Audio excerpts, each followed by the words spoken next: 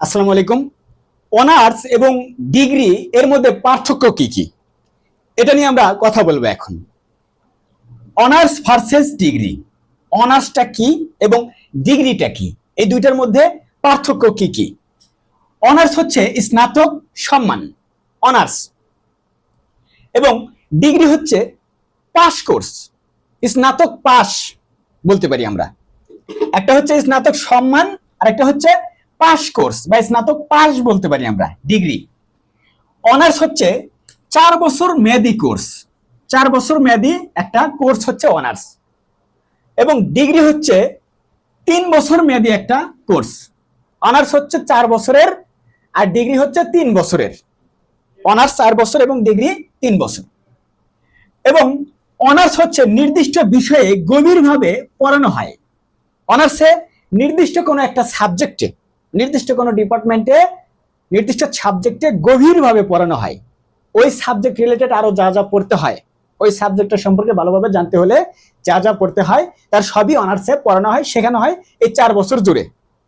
যেমন অনার্সের একটা স্টুডেন্ট বাংলা বিভাগে পড়েন, উনি বাংলা বিভাগ এবং বাংলার সাথে কি কি রিলেটেড আছে সেই সাবজেক্টগুলো অবশ্যই পড়বে। এবং এই 4 বছর এই বাংলা এবং বাংলা রিলেটেড আরো যা যা সাবজেক্ট আছে, বাংলা হচ্ছে তার মেজর সাবজেক্ট, এবং এই বাংলার সাথে আরো যা যা আছে সেগুলো নন মেজর সাবজেক্ট। এই সাবজেক্টগুলো পড়ে সে বাংলা বিভাগ থেকে 4 বছরে একটা কোর্স কমপ্লিট করবে, তখন সে গ্রাজুয়েশন কমপ্লিট করবে অনার্সে। কিন্তু ডিগ্রিতে বিভিন্ন বিষয়ে তুলনামূলক সহজভাবে পড়ানো হয়, ডিগ্রিতে বিভিন্ন বিষয়ে পড়ানো হয় তুলনামূলক সহজভাবে। যেমন ডিগ্রিতে আবার আছে কি কোর্স, যেমন বিএ কোর্স, বিবিএ কোর্স, তারপর আছে বিএসসি কোর্স ইত্যাদি কোর্স আছে। অনার্সে যেমন একটা সাবজেক্ট আছে, নির্দিষ্ট সাবজেক্ট নিয়ে পড়ানো হয়, কিন্তু ডিগ্রিতে আবার নির্দিষ্ট সাবজেক্ট নাই, নির্দিষ্ট কোর্স আছে। কিন্তু অনার্সের এই সাবজেক্টগুলো কোনো না কোনো একটা কোর্সের আওতায় পড়ে। যেমন ইংরেজি সাবজেক্ট নিয়ে যদি আপনি অনার্স করেন তাহলে সেক্ষেত্রে দেখা যাবে যে আপনার ওটা BA course, bachelor of arts. আবার গণিত বিষয় নিয়ে যদি আপনি অনার্স করেন সেক্ষেত্রে এটা হবে বিএসসি কোর্স, এরকম ব্যাচেলর অফ সায়েন্স। এটা হচ্ছে অনার্সের ক্ষেত্রে। ওখানে সাবজেক্টটা মেন, সাবজেক্টটাকে মেনলি কাউন্ট করা হয়, ধরা হয়। কিন্তু ডিগ্রির ক্ষেত্রে আবার সাবজেক্টগুলোকে মেনলি ধরা হয় না, এখানে কোর্সগুলোকে মেনলি ধরা হয়। যেটা কি কোর্স, ডিগ্রিতে আছে বিএ কোর্স, এই বিএ কোর্সে থাকে ইংরেজি, বাংলা, ইতিহাস ইত্যাদি, ইসলামের ইতিহাস, রাষ্ট্রবিজ্ঞান বা সমাজকর্ম, সমাজবিজ্ঞান ইত্যাদি এই সাবজেক্টগুলো নিয়ে এই বিএ কোর্স থাকে। তারপরে আছে BBA course, bachelor of business administration course, এটা কমার্স রিলেটেড সাবজেক্টগুলো নিয়ে এই কোর্সটা থাকে। এটা হচ্ছে ডিগ্রি পাস করছে। কিন্তু স্নাতক পাস অর্থাৎ অনার্সের ক্ষেত্রে হয় কি, ওই নির্দিষ্ট একটা সাবজেক্ট নিয়েই অনার্সটা করানো হয়, এবং ওই নির্দিষ্ট সাবজেক্ট রিলেটেড আরো যা যা সাবজেক্ট আছে নন মেজর বা ইত্যাদি আবশ্যিক যা যা সাবজেক্ট সেগুলো নিয়ে পড়ানো হয়, এবং ওইটাও কোনো না কোনো কোর্সের আওতায় পড়ে। কিন্তু ওখানে কোর্সটার চাইতে কোন সাবজেক্টে অনার্স করেছে সেটা হচ্ছে সবচেয়ে গুরুত্বপূর্ণ কথা, কারণ ওই সাবজেক্টের উপরে গভীরভাবে পড়ানো হয়, ভালো ধারণা থাকে, ক্লিয়ার নিট অ্যান্ড ক্লিন ধারণা থাকে ডিপলি। আচ্ছা, এবার আসি, অনার্সের পর সরাসরি মাস্টার্স করা যায় এবং সরকারি ও বেসরকারি চাকরিতে সুযোগ বেশি থাকে। অনার্স করার পর সরাসরি মাস্টার্স করা যায়, 1 বছরই মাস্টার্স কমপ্লিট, এবং সরকারি এবং বেসরকারি সকল ধরনের জব সেক্টরে তাদের সুযোগ সুবিধা বেশি থাকে। বিভিন্ন চাকরির সার্কুলারে আবেদনের ক্ষেত্রে দেখা যায় সরাসরি আবেদন করা যায় অনার্স কমপ্লিট থাকলে, কিন্তু কিছু কিছু ক্ষেত্রে দেখা যায় যে ডিগ্রি কমপ্লিট থাকার পরেও সরাসরি আবেদন করা যায় না, অবশ্যই মাস্টার্স থাকতে হয়, কমপ্লিট থাকতে হয় সাথে। এরপর চাকরিতে বেসরকারি বা সরকারি, সরকারি চাকরির ক্ষেত্রে দেখা যায় যে অনার্স বা ডিগ্রি যে কোনো একটা বা সমমানের কমপ্লিট হলেই হয়। কিন্তু বেসরকারি চাকরিগুলোর ক্ষেত্রে বা কোম্পানির চাকরিগুলোর ক্ষেত্রে দেখা যায় যে শিক্ষাগত যোগ্যতা তারা একটু বেশি দেখে। অনার্স কমপ্লিট যারা, তারা বেসরকারিতে বা বিভিন্ন প্রাইভেট লিমিটেড কোম্পানিতে বা প্রাইভেট সেক্টরে তাদেরকে একটু বেশি অগ্রাধিকার দেওয়া হয় ডিগ্রির তুলনায়। আবার কিছু কিছু প্রাইভেট সেক্টরে দেখা যায় যে ওখানে লিখেই দেওয়া হয় যে অবশ্যই অনার্স কমপ্লিট থাকতে হবে, অনার্স ধারী থাকতে হবে, এছাড়া হবে না।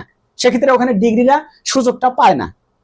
এবং ডিগ্রির ক্ষেত্রে অনেক চাকরির জন্য যোগ্য হলেও কিছু কিছু ক্ষেত্রে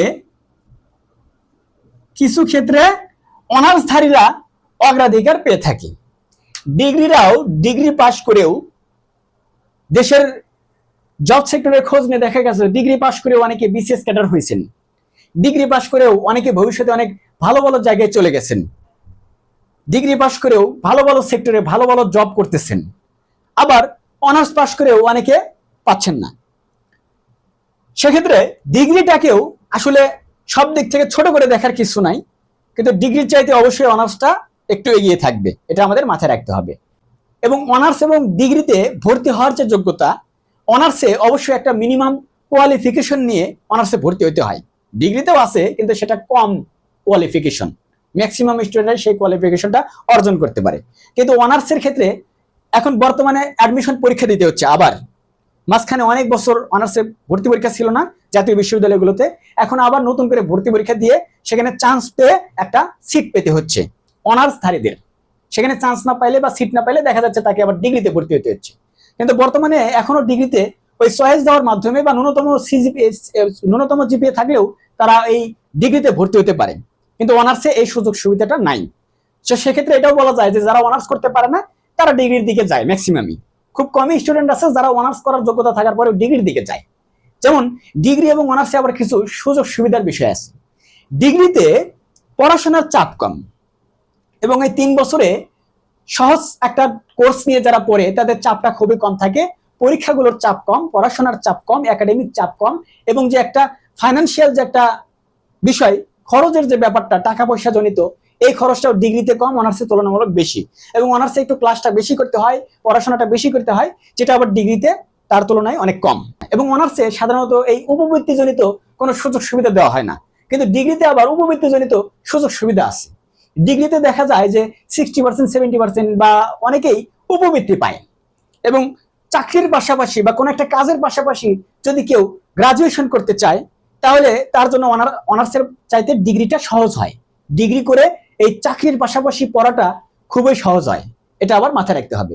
তাহলে সুযোগ সুবিধার বাজারে দেখা যায় অনার্সেরও কিছু কিছু অগ্রাধিকার সুযোগ সুবিধা আছে যেটা ডিগ্রির নাই বা ডিগ্রির কম, আবার ডিগ্রির কিছু কিছু সুযোগ সুবিধা বা অগ্রাধিকার আছে যেটা আবার অনার্সে ওই রকমটা সুযোগ সুবিধা হয় না।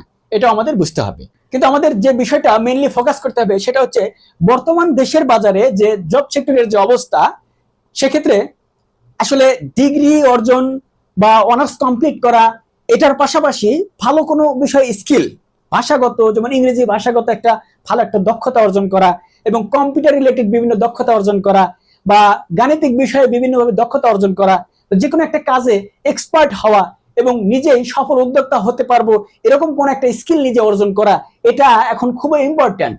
চাকরির ক্ষেত্রে এই জিনিসটা এই অথরিটি, চাকরি কর্তৃপক্ষরা তারা এই জিনিসটা খুব ভালোভাবে দেখেন যে কোন প্রার্থীটার আসলে স্কিলটা কেমন। ভাষাগত দক্ষতায় যদি স্কিল থাকে সেক্ষেত্রে চাকরির ক্ষেত্রে তাকে অগ্রাধিকার দেওয়া হয়, আবার কম্পিউটারে বিভিন্ন স্কিল থাকলে তাদের চাকরির ক্ষেত্রে অগ্রাধিকার দেওয়া হয় ইত্যাদি। এখন বর্তমান যুগ জামানা, এখন যে পরিস্থিতি তাতে স্কিলটা খুব গুরুত্বপূর্ণ। যার যত স্কিল ভালো, দক্ষতা ভালো, তার সেই স্কিল দিয়ে, তার সেই দক্ষতা দিয়ে সে ভালো কিছু অর্জন করতে পারে। এই কারণে এখন চাকরির উদ্দেশ্য এবং চাকরির পড়াশোনার পাশাপাশি আমাদের যে বিষয়টা ফোকাস করা উচিত সেটা হচ্ছে ভালো একটা স্কিল। পড়াশোনার পাশাপাশি আমাদেরকে অবশ্যই ভালো একটা স্কিল অর্জন করতে হবে, এবং সেক্ষেত্রে স্কিলটা যদি ওই পড়াশোনা রিলেটেড হয় তাহলে আরো ভালো হয়। যেমন ইংরেজি একটা বাধ্যতামূলক সাবজেক্ট, এটা অনার্স এবং ডিগ্রি সবারই ইংরেজি পড়তে হয় কম বেশি, এবং একাডেমিক ইয়ারে ক্লাস 1 থেকে ইন্টারমিডিয়েট পর্যন্ত ইংরেজি থাকে কি কম্পালসরি, আবশ্যিক, এটা পড়তেই হবে। এবং অনার্সেও দেখা যায় ফার্স্ট ইয়ারে না থাকলেও সেকেন্ড ইয়ার বা কোনো ইয়ারে গিয়ে ইংরেজি অবশ্যই পড়তে হয়, এবং ডিগ্রির ক্ষেত্রে ইংরেজি পড়তে হয় আবশ্যিক। এবং ইংরেজি একটা ইন্টারন্যাশনাল ল্যাঙ্গুয়েজ, ইন্টারন্যাশনাল ভাষা, এবং ইংরেজিতে যে দক্ষ তাকে সবসময় বিভিন্ন চাকরির ক্ষেত্রে প্রায়োরিটি দেওয়া হয়, এবং যে চাকরিগুলো ইন্টারন্যাশনাল যোগাযোগের সাথে রিলেটেড, সেই চাকরির যে কর্মকর্তা, সেই চাকরির যে এমপ্লয়ি, তাদের ইংরেজি ভাষাটা আসলে খুবই গুরুত্বপূর্ণ তাদের জন্য। এবং সেক্ষেত্রে এই ইংরেজি যারা জানে ওই সকল এমপ্লয়িকে অবশ্যই প্রাধান্য দেওয়া হয় ওই সব চাকরি সেক্টরে। আবার বিভিন্ন চাকরিতে যে কম্পিউটারে বিভিন্ন অনলাইনে কাজ বা হিসাব নিকাশের বিষয়, এসব ক্ষেত্রে কম্পিউটারের বিষয়টাকে এই জব সেক্টরটা গুরুত্ব দিয়ে থাকে। সো এক্ষেত্রে দেখা যায় যে যদি ওই সাবজেক্টে বা ওই কম্পিউটার রিলেটেড যে জ্ঞানটা, এখানে যদি কেউ স্কিল ভালো অর্জন করতে পারে, এখানে যদি দক্ষ হয়, পটু হয়, সেক্ষেত্রে ওই চাকরিতে প্রায়োরিটি দেওয়া হয়। সো এখন সবকিছু মিলে আমরা যেটা বুঝতে পারলাম যে অনার্স এবং ডিগ্রিতে যে পার্থক্যগুলো আছে কোনোটাই কোনো মতে কম না, সবগুলোতেই কম বেশি সুযোগ সুবিধা তুলনামূলক আছে, একটা চেয়ে আরেকটা, একটা চেয়ে আরেকটা ইত্যাদি আছে। তো এখন বিষয়টা হচ্ছে যে অনার্স এবং ডিগ্রি যে যেটাই করুক তার পাশাপাশি উচিত তাকে ভালো কোনো একটা স্কিল অর্জন করা এবং যে যেটাই পড়ুক সেটাতেই ভালোভাবে পড়াশোনা করা, ভালোভাবে কন্টিনিউ করে যাওয়া। তো এটা করলে দেখা যাবে যে যে যেটা নিয়েই পড়ুক সেটা থেকেই ভালো করতে পারবে। ধন্যবাদ সবাইকে। আসসালামু আলাইকুম।